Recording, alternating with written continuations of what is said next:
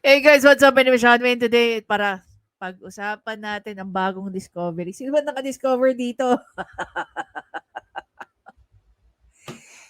Itong mga mga first and second batch sa Oblo, no? Mga taga-discover na mga small vloggers na anti-Tulfo eh. Kanina nga guys, napanood natin kay Atty. Libayan itong si Kit Pang. Pero dito, inano niya, no, ang feature niya dito, yung mga mga sinabi ni Kit Pang dun sa mga Tulfo Fanatics, talagang ano eh, hindi makain eh, yung mga salita eh. So ngayon, dito muna tayo sa no, sa Tulfo Brothers. Grabe yung mga salitaan dito ni Kit Pang. Lap 3 pero may sinasabi eh. Tara, umpisa natin guys. Masyadong malaki ang mga ulo, masyadong mayabang, masyadong mapagmataas, at masyadong pasikat. Dali lang. Nagtanggal ako ng kasi. Sige. Going back. Magandang araw! Alam mo, ito, si Kit Pang, ito ang male version ni Tita A. Paano ko kaya kung mag-collab tong dalawa? Paano kaya natin makokontak tong si Kit Pang at saka si Tita A, no? Ay, grabe. Pag itong dalawa ang nagsama sa isang video at pag-uusapan lang yung mga Tulfo brothers or mismo si Rafi Tulfo, ewan ko, lap trip, tapos may iniinom ka pa ganyan, no? Kung ba, usapan lasing lang, tamang usapang tropa, tapos may topic ka lang, tapos yung topic mo yung mga Tulfo, diba? Tara! Sa inyong lahat mga kupal, welcome sa panibagong episode ng ating programang tumatalakay sa mga isyong buwabagabag sa ating lipunan, sa ating bansa, at sa ating mga mamamayan.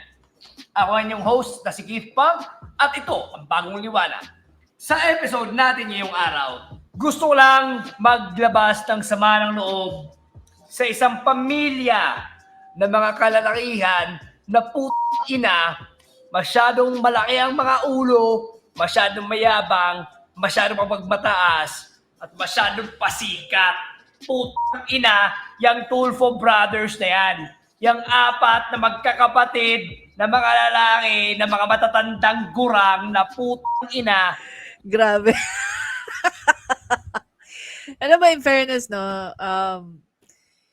siguro kung meron akong may exempt dyan, si Erwin Tulfo, even ABS-CBN days pa lang. I like him as a newscaster. I liked him as a DSWD secretary. Nawala lang yung like ko sa kanya nung alam niya sa sarili niya na hindi siya dapat umupo. And yet, he took advantage of that. By law. Hindi nga po siya nakapasa sa CA, sa commission on appointment. Dahil nga doon sa issue ng kanyang ng mga libel cases, convicted po siya twice. 2 beses po siyang na-convict.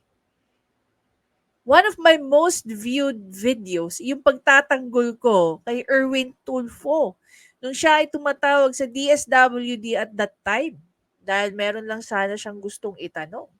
But because him being a Tulfo, no, hindi siya nakalusot doon. Yung mga tropa ng dating DSWD secretary na isang retired general, nakatikim sa kanya. Siguro natakot, di ba? Tapos bigla siyang nawala.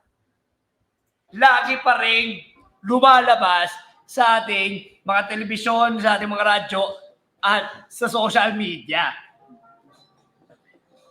Ikaw ina mo ka, Montulfo. Traitor ka sa mga kapatid mo. Mismo mga kapatid mo, nilalaglag mo. Mo ka, buti ka, binugbog ka na Raymart at Tiklaw din. Sana bugbugin ka ulit nila. Ikaw naman, Ben Tulfo. Mo, isa ka pa, lalo ka na. Ikaw ang promotor ng karahasan sa radyo, sa social media. Tangina mo ka, malakas ka lang kung ang kalaban mo mahina, mahirap, at walang kalaban-laban. Alam mo ang tawag sa'yo, men, ang tawag sa'yo, bully. Ina mo, yung mga kinakalaban mo, yung mga inaaway mo, yung mga inaalipusta mo, mga taong nasa laylayan. Tingnan mo, puta, ilang beses na yung mga pumupunto siya ng mga tao na nagdadala ng reklamo na parang puta na, Ben Tulfo, tulungan nyo kami kasi inaalipusta kami ng congressman namin. You know what? I'm not a fan of Ben Tulfo. I don't even watch him. Siguro napapadaan lang or if there's anything that I need as a material sa aking vlog, that's the only time na pinapanood ko si Ben Tulfo. Pero between the Tulfos, yan, I only watch Erwin and then etong si Idol. That was before. Inaalipusta kami ng barangay captain namin, inaalipusta kami ng chief of police at mga ganong klase ng So hindi ko alam na ganito pala si Ben Tulfo.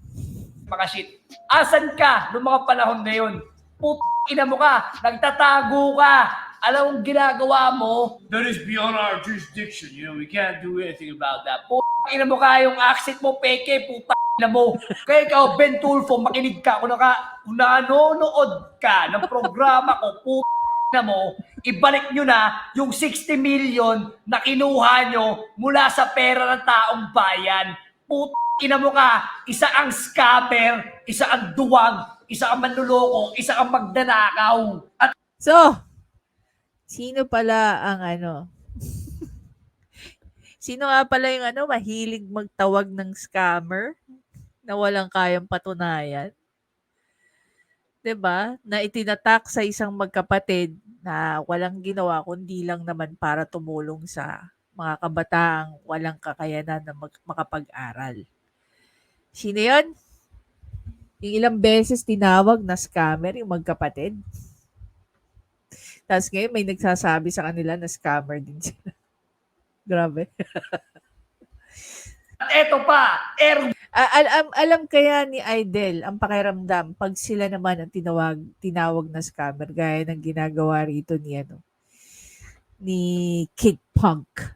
Erwin Tulfo.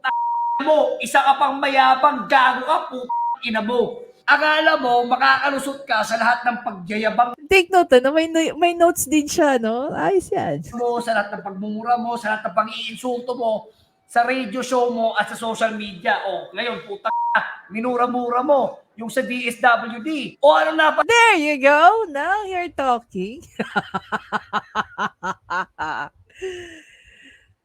Kasabi ko lang kanina, pinagtanggol ko pa si Erwin Tulfo nung tungkol dyan sa DSWD na yan. Alam mo ngayon, namura ka rin, na mo. Well, basically, hindi ka namura niya. Namura ko ng mga supporters ng tao yon at tatanggalin ka pa ng security escort. Yun. Okay. So, basically, yun yung yun pala yung naging umpisa, no? No, na tinanggal yung security escort. If I'm not mistaken, hindi ko alam kung si Erwin Tulfo nagsabi nun or si Ben Tulfo nagsabi nun patungkol dito. So, medyo na-shake sila nung dating general yung binatikos ni Erwin Tulfo. Na persona ng gata ka ba sa PMA? Boom! Lalong nabahiran ng pangalan mo bilang isang journalist at isang reporter. O alam niyo kung bakit? Kasi ina mo, Erwin Tulfo, masyado nang lumaki yung ulo mo. Ina mo, masyado ka lang bilib sa sarili mo, masyado kang mayabang, masyado mong inisip, na protektado ako kasi aso ako ni Digong. Ina mo, nasan ka ngayon? Nakahanap ka ng katapat, buti nga sa'yo. Pinag-sorry ka, pinag-donate ka pa sa Santa Bakmak ng mga mga donation centers. Yes, I remember that. Pero aso ni Digong? I don't think so. Kinalaban niya, ilang beses inattempt ni Idol na kalabanin si Digong eh. Number one, one of the most remarkable, if I remember it correctly, yung tungkol sa pagsasabi niya ng number of supporters niya. Diba? That's one of the many. And then, ano pa? Yeah, initially, they've been a big supporter of PRRD, pero eventually, nag-ibang ikot ng mundo eh. Kung naman tawag doon. Pero alam nating lahat, pinag-donate ka hindi bababa sa 300,000 kada isang recipient nung listahan na yon. O, ano? Asa ka ngayon? Puta mo ka. Sana malugi ka. Ang tanong, nangyari ba? Nangyari ba yon? Hindi natin alam. Hindi masyadong napag-usapan yan publicly. Sana maghirap ka. Sana mamatay ka sa gutom. Tangina mo. Last By the way, guys, no, this was 4 years ago, ah. Okay, 4 years ago pa to. but not the least, ang pinakamabait sa Tulfo Brothers na to, sinasabi lang, pinakamabait daw, pinakamatino. Well, to some extent, maniniwala ako doon, kung hindi lang dahil sa isang issue na napabas last week, tang mo, Rafi Tulfo, isa kang fuckboy, puta na mo.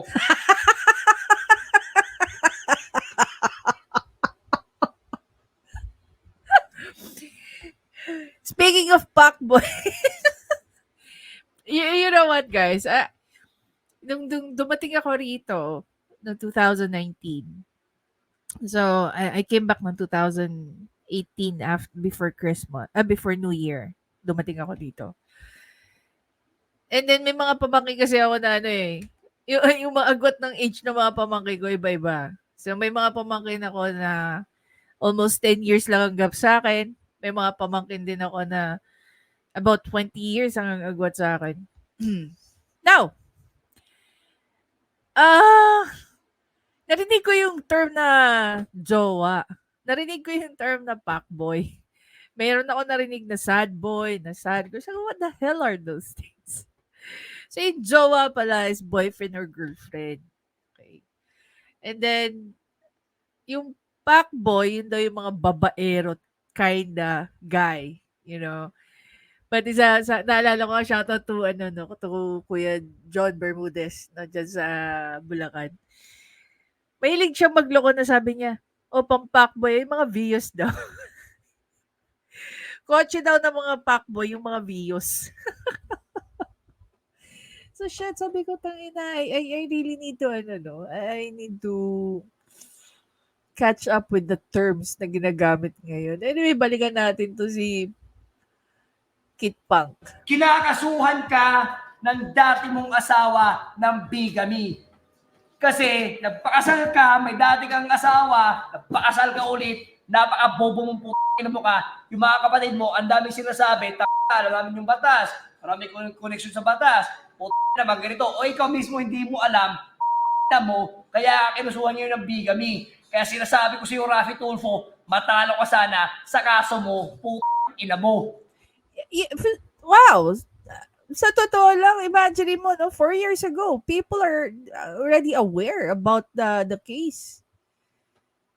Sa bagay, kasi hindi naman din ako nagtagal sa kakaria kay Rafi Tulfo. Dala nga ng, ano pala? Parang, wala ka naman matututunan sa away mag-asawa, paulit-ulit na lang eh. 'Di ba? Away mag-asawa, away magkapatid, gulo ng mga kapitbahay. It gets boring, if you talk about other people.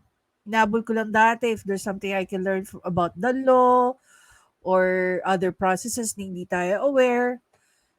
So imagine mo, 4 years ago, people are already talking about yung issue ng yung issue ni Idol at saka ni Miss Likop. O, diba? At para sa inyong lahat, kayong apat na magkakapatid, ako sinasabi ko sa inyo, tanginan nyo, alam nyo, yung samahan nyo, para kayong fraternity na makawalang bayag ng mga ng kupal sa lipunan. Malakas lang kayo kasi marami kayong taga-suporta at hinihimod nyo ang puwet ni Digong. Baka nga po, chuchupanin pa si Digong eh. Diba? Ina nyo mga Tulfo. Grabe. So far, wala naman ako, to be fair naman with the Tulfo. Wala pa ako sobrang nakikita mga naging picture na kasama si Digong. Pero maraming beses nilang pinagtanggol si PRRD. Yeah. Maraming beses.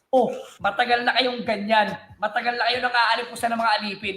Sinasabi ng mga tao, tulungan lang kami, pero hindi nila nare-realize ni yung mga inaalipusta nyo lang din, yung mga tinitira nyo lang din, yung mga taong mga mahihina lang din ng loob, yung mga taong mahihirap lang din, mga taong walang kapangyarihan, alam niyo yung mga taong walang posisyon, subukan nyo kaya na tumira ng mga taong nasa posisyon. Subukan nyo tumira ng mga taong may kapangyarihan. Subukan nyo tumira ng mga taong hindi natatakot sa inyo. Kasi nyo, masyado kayong bilib sa kakayahan nyo, sa pangalan nyo, yung mga tulfo, okay nyo. At yan, puta ng mga tulfo na yan. Sa susunod, manood kayo ng YouTube channel ko mag-subscribe kayo, puta nyo, kayong apat kayo, mag-subscribe kayo sa ano kasi puta na. Dito kayo matututo ng tamang journalismo, mga puta nyo. And for everybody else, don't forget, check our previous episodes. Eto, dito lang. As well as check our Facebook page, Ang Liwanag. Ang bagong liwanag ay Keith Pang. Don't forget to click the bell icon para ma-notify ng mga future episodes. Maraming salamat mga kupal at sama-sama tayong lahat patungo sa bagong liwanag. Nice. Sige nga guys, kung kayo tatanungin ko, pagkulabin natin tong si Kate Punk at saka si Tita A. Ano kaya sa tingin yung mangyayari? Diba? Actually, wala naman tayo pwedeng sabihin more than sa nasabi na natin. Nagre-react lang tayo dito sa sinabi ni Kate Punk. Nag-agree ba tayo most of na sinabi niya? Yeah. Most ng mga sinabi niya, I'm just very surprised. 4 years ago, pinag-uusapan na pala yung tungkol dyan sa issue ni Ma'am Julie Lico at saka ni Idol. No? Ako, unaware ako. Lately ko lang actually nalaman yung tungkol dyan. Sabihin na lang natin. Even, I've learned about it after yung tunay na storya, no? Pero alam ko yung flinash ni Idol na siya daw ay na-extort. No? When he was trying to explain himself, parang, okay, the hell I care with that. You know, deal with your personal issues personally. Like, in private, rather, in private. Hindi na yan para gamitin mo ang power ng social media and hindi ko alam kung sino dapat kasi ang iniisip ko doon, tangina, sino mapapaya dyan, di ba? Ikaw ba? O si Miss Julie Lico na sinasabi mong ini-extort ka. Syempre, ang dating, ang sama eh. Di ba? Doon sa mga tulfonatics. Sama ng dating doon na ini-extort si Idol. Pero ngayon na nagsalita si Miss Julie Lico, edi tameme yung karamihan. Now, one thing lang siguro that I've learned about watching Rafi Tulfo is that, matututo kang maging one-sided eh. Matututo ka na magkaroon ka ng precondition na mindset. Gaya na sinabi ni Cynthia Villar. Pero if you really want to be more than that, hindi mo naman kailangan maging cum laude, magna cum laude or summa cum laude to be intellectual. Kailangan mo lang i-open yung mind mo that, okay,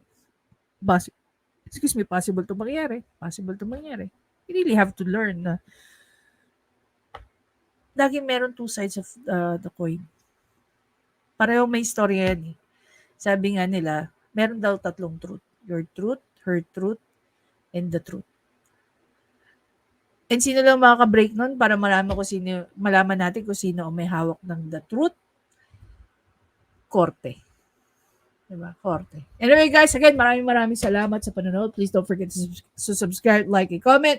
Kung gusto niyo po mag-subscribe dito kay ang bagong liwanag, aka Kate Punk, please feel free po na kayo ay mag-subscribe sa kanya. See you in the next video guys. Bye!